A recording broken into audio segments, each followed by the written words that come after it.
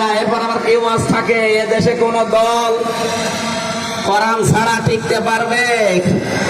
গতকাল রাত 12:30টার জরিপ, আমি চট্টগ্রামে 12:30টার সময় নেমেছি। 12:30টায় একটা আন্তর্জাতিক রিপোর্ট পেলাম, এদেশে এখন 100 জনের 14 জন জালেমদেরকে সাপোর্ট করছে যারা বিদায় নিয়েছে।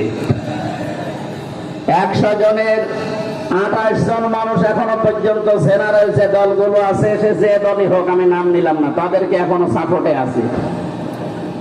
খুশির বিষয়, 100 জনের 58 জন মানুষ এখন ইসলাম এদেশে কায়েম হোক এইটা চাচ্ছে।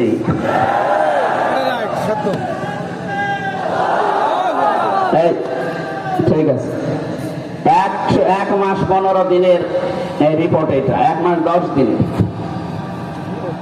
গত আগস্ট মাসের 5 তারিখ থেকে আজকে সেপ্টেম্বরের 20 তারিখ, এই 19 দিন। আর ওইদিকে